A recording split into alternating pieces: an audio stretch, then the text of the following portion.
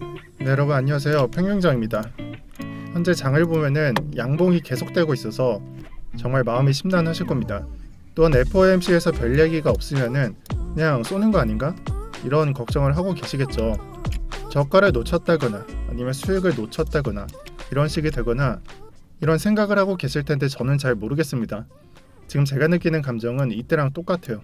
비트코인은 뭐 절대 떨어지지 않는다. 반등에 매도하지 마라.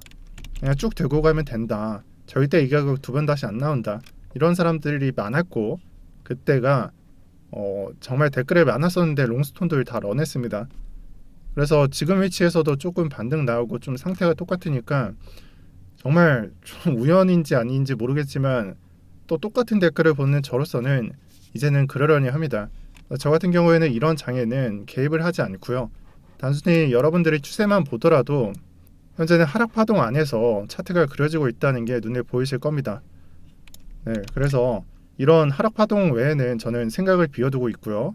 여러분들이 경험하셨다시피 진짜 반등이 나온다면은 절대 개미들을 태우지 않습니다. 이게 단순히 뭐 설거지 장인지 찐반의 위치인지 여러분들 잘 고려해 보시고요. 저는 제가 권고드릴 수 있는 건 반등의 매도 그거 하나뿐입니다. 앞으로 6시간 뒤쯤이면 지금 현재 시간이 10시거든요.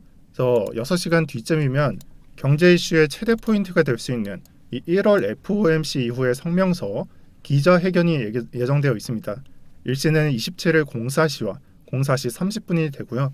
굉장히 많은 포인트들이 있지만 많은 분들이 핵심이 좀 벗어났음을 느낍니다. 그래서 핵심은 금리 인상이 아닌 긴축에 대한 내용입니다. 그래서 현재 나스닥을 보게 되면은 이미 금리 인상에 대한 조정분은 선반영이 되어 있다는 걸 보실 수가 있어요. 15년 11월 금리 인상으로 인한 조정이 17%였고 이번에도 비슷한 수치가 기록되고 있습니다.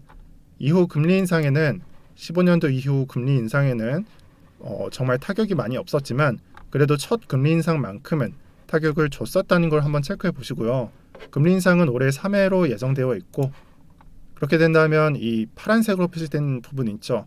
뭐 3월, 6월, 9월 이런 식이 될 겁니다. 이때 발표가 되겠죠.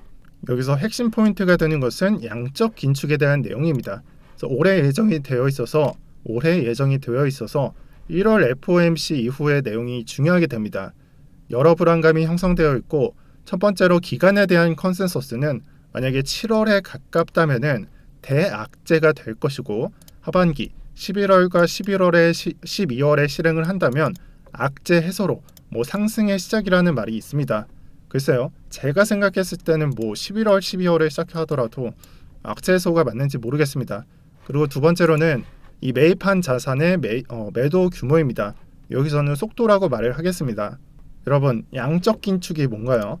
양적 완화의 정반대말이죠. 연준이 양적 완화에서 채권을 매입을 했다면 양적 긴축에서는 이 양을 팔게 되는 걸 말합니다.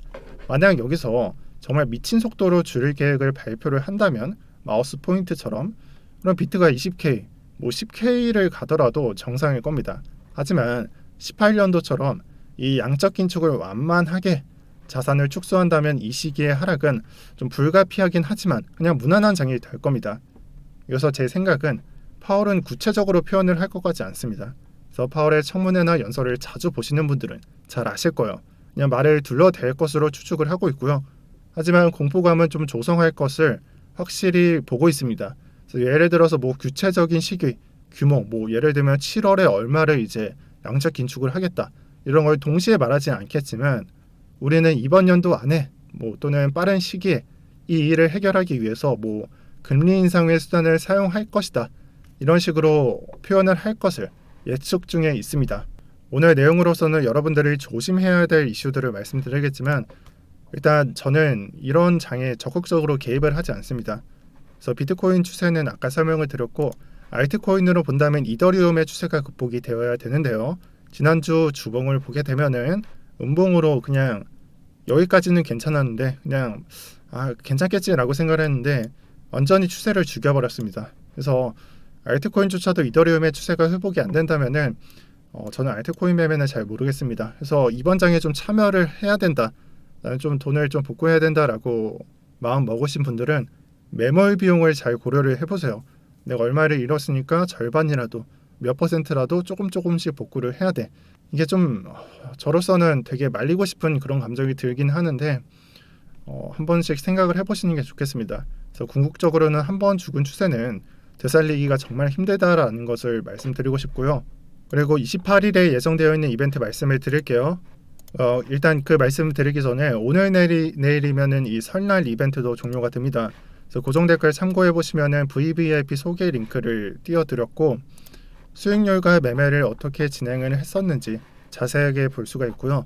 회원분들은 어떠한 상태에 있는지 볼 수가 있습니다. 말씀드렸다시피 12월 4일 그 이후에도 이렇게 꾸준히 현금화를 진행을 했었고 이게 손절이고 좀 현금화를 진행했었습니다. 현재는 천천히 맞춰서 80% 정도를 현금화한 상태에 있습니다. 그래서 여러분들이 그냥 맡기지 마시고 천천히 그냥 정말 가리는 거 없으니까 다 읽으시고 손절도 확인하고 어떻게 말을 표현을 하나 이런 걸 잘 읽어주시고 신청을 하시고요. 특히나 매번 설거지를 당하시는 분들은 그냥 상담이라도 한번 받아가시길 바랍니다. 자, 그리고 27일 새벽에는 FOMC가 있고요. 28일에는 선물 마감이 있어서 미체결 약정을 고려해봐야 하는 날입니다. 그래서 규모는 조금 줄기는 했어요. 하지만 여전히 좀 높고 이 맥스페인 프라이스를 보게 되면은 현재가보다 조금 높으니까 우리가 금요일에는 롱 세력들의 장 개입으로 인한 변동성을 좀 유의하시면서 장을 보시길 바랍니다. 불과 몇 개월 전 트렌드는 이런 가격, 이 맥스페인 프라이스에 맞춰주는 게 트렌드였는데 요즘에는 좀 어긋나는 부분도 있고요. 굳이 가격보다는 좀 변동성, 그러니까 등락폭을 좀 유의하시면서 장을 보시면 되겠습니다. 네, 오늘 영상 여기까지 하겠습니다.